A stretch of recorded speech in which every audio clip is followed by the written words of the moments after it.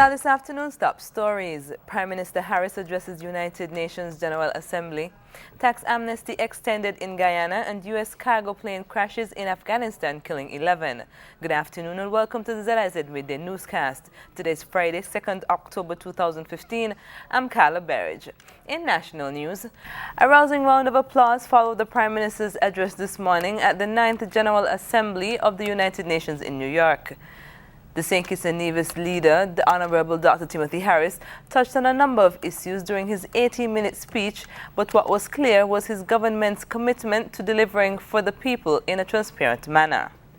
We are reminded that action is required to create decent jobs for our people, build schools for our children, deliver quality health care for all, and provide affordable homes to our working mothers and fathers. Be assured, Mr. President, that St. Kitts and Nevis stands committed to the process of implementation, which of course must include a robust, systematic, and effective monitoring and review process. The issue of climate change received much attention as, according to Harris, certain acts of nature have the capacity to undermine the country's economic growth and threaten food security. Climate change for us is of utmost importance. It must never be placed on the proverbial back burner. I dare submit that for small island developing states like St. Kitts and Nevis, it remains an existential threat.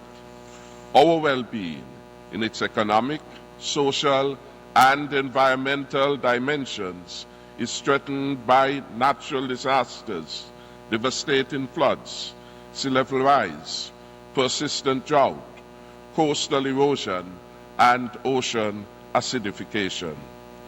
The 9th General Assembly of the United Nations in New York was centered on the theme, The United Nations at 70, a new commitment to action. The General Assembly is the main deliberative, policy-making, and representative organ of the UN. The Prime Minister's address comes amidst a hectic schedule in New York, where he has participated in several events, including a church service to celebrate the 32nd anniversary of St. Kitts and Nevis' independence, a reception hosted by President and Mrs. Obama, the Costa Rica CARICOM presidential breakfast, and meetings with Team Unity leadership and nationals of St. Kitts and Nevis. One of the most recognizable monuments in St. Kitts, the clock at the circus, is now decorated with pink ribbons to remind residents and visitors that October is Breast Cancer Awareness Month. Thursday night's decoration of the clock marked the first official activity of the Essence of Hope Breast Cancer Foundation. That organization's secretary, Maxine Hendrickson, used Thursday night's launch to invite the general public to their premier fundraising event, the Essence of Hope ICWI Annual Pink Walk Run. We're commencing at the Caribbean Cinemas, 6 a.m. sharp, that is, and we're walking through to Frigate Bay, the third roundabout, and we're assembling on the Frigate Bay pasture, where we will have light refreshments and entertainment provided by the CFPC. So we'll welcome all of you, men and women, children, young and old, to the walk on the 17th of October. Registration for the walk will be held every Friday at the circus in Bastille. Other notable activities planned for the month include a service at the Zion Moravian Church, island-wide talks in high schools, live panel discussion on ZIZ Radio and television, and a presentation to the St. Kitts Rotary Club. The month-long celebration would climax on Saturday, October 31st, with the Pink Community Cleanup. National entertainer Infamous says he's proud and excited to be the Sparkle ambassador and lend his talents to their line of products. He was part of the entertainment on Thursday morning when the St. Kitts Bottling Company launched 4 new flavors of soft drinks. I'm humbled by the opportunity to be the ambassador for the Sparkle brand and the bottling company. It's my first time being a brand ambassador in St. Kitts for a local company, a homegrown company. And as a homegrown artist, I mean, what more can you ask for? Meanwhile, the bottling company's general manager, Keith Lee Phillip, said he's pleased with how Infamous is living up to his role as Sparkle ambassador. We welcome him on board. So far it has been excellent. He has been visiting the plant. He has been getting to know what happens at the plant. And so far he has been an excellent ambassador for the Sparkle brand. During the launch ceremony, Infamous sang an altered version of his hit Love Think It's Bad, changing the chorus to Love Sparkle Bad. On the regional scene, an evangelical pastor has denounced the lifestyle of gay persons on St. Lucia. The criticism comes in light of seemingly changing attitudes globally towards the LGBT community. There have also been recent calls for St. Lucia to consider exploring the gay tourism market. However, one pastor is adamant that traditional values should be upheld. More in this report. The United States, this past June, did something that the Catholic Church and the Vatican have for years railed against: granted marriage equality to its gay and lesbian citizens. The move coincides with unprecedented changes towards the lesbian, gay and transgender community. But one local evangelic pastor says there is a need for persons to embrace conventional values of the church. People are not born gay. People are born sinners. You know, you don't have a genes that is gay. You're a sinner, and you have to accept Christ to help you, even though you are struggling with something. We all might be struggling with something. They might be struggling with this. I might be struggling with lust. That doesn't mean I just go and steal because I desire this thing. I have to discipline myself, so they have to discipline themselves. So there's nothing like being born gay. RST reiterated the argument that individuals were not born as homosexuals. There is nothing like a man becoming a woman becoming a man. It's impossible. I say strictly, you were not born gay. Nobody was born gay. You were born male or female, or you were born, and even though you were born with both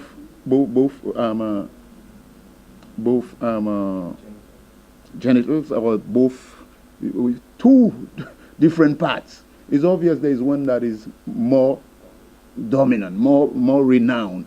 And if you go to the doctor would move that which is supposed to be removed. In the United States, same-sex marriage has been legal nationwide since June 26, 2015.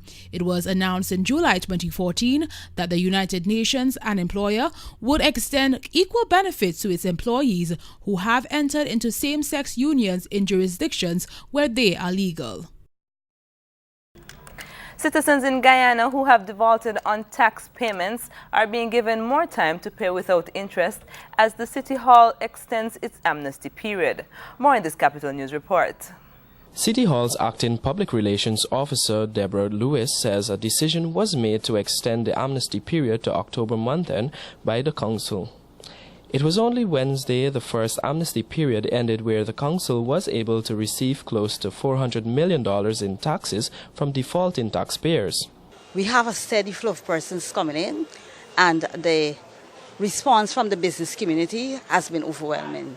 We have collected $260 million from the business community. Of the $320 million we collected in all.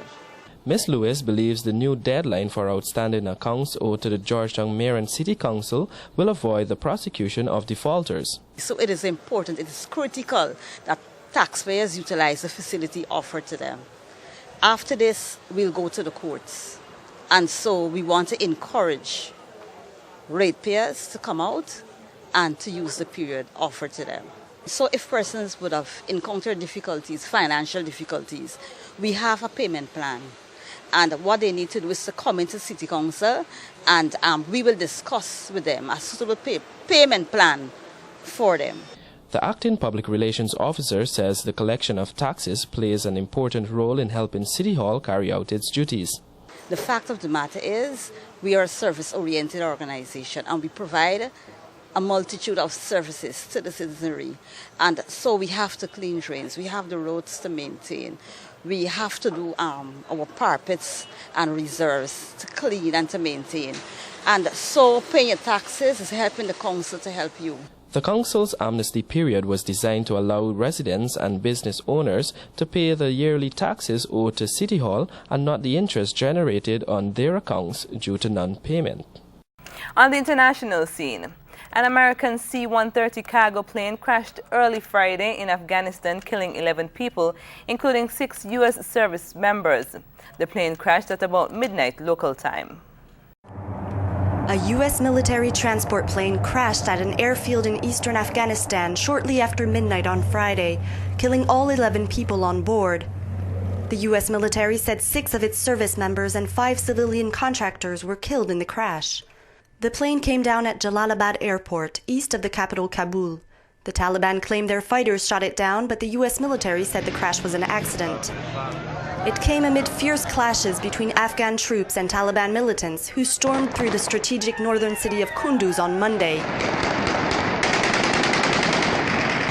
Afghan troops have now reportedly recaptured key parts of the city. A shooting at a community college in the U.S. state of Oregon has left at least 10 people dead and 7 injured, according to a local sheriff. Al Jazeera's Tom Ackerman reports. Police responded to shots fired by the gunman at a classroom on the campus of Umpqua Community College in the rural Oregon town of Roseburg. Officers engaged that suspect. There was an exchange of gunfire. The shooter threat was neutralized. A witness told a local newspaper that after firing his first shot at a teacher, the gunman told students to lie down and ask them to state their religion. Then he resumed fire indiscriminately. We have confirmation that the shooter is deceased. He is a 20-year-old male. After being searched, students were put on buses and evacuated while police searched for possible booby traps. The leading national prosecutor in Oregon said investigators have been looking into reports that the shooter had issued a race-related manifesto on social media before the crime. This was the 45th school shooting at an American school this year. Since the 2012 massacre of 20 young children and 6 adults at a Connecticut grade school, the U.S. has seen 142 school shootings. But tighter gun controls have been ruled out by the Republican-led Congress, where gun rights advocates hold sway. President Obama vented his frustration with that opposition. We spend over $1 trillion and pass countless laws and devote entire agencies to preventing terrorist attacks on our soil, and rightfully so. And yet, we have a Congress that explicitly blocks us from even collecting data on how we could potentially reduce gun deaths. Yet, despite support for expanded background checks on purchasers, a recent national poll showed that for the first time, more Americans say protecting gun rights is more important than controlling gun ownership. Tom Ackerman, Al Jazeera, Washington. Taking a look at the weather. Skies will be generally partly sunny, becoming locally cloudy with a chance of brief thunderstorms. Calm winds are blowing southeast to southeast at 7 to 17 miles per hour, and seas are slight to moderate with heights not exceeding 4 feet. Temperatures today are recorded at 82 degrees Fahrenheit. Sunset is expected at 5:58 p.m., while sunrise tomorrow will be at 6:01 a.m. And that brings us to the end of the ZIZ Midday Newscast. Join us this evening for these stories and more in detail. Thank you for joining us. I'm Carla Barrage.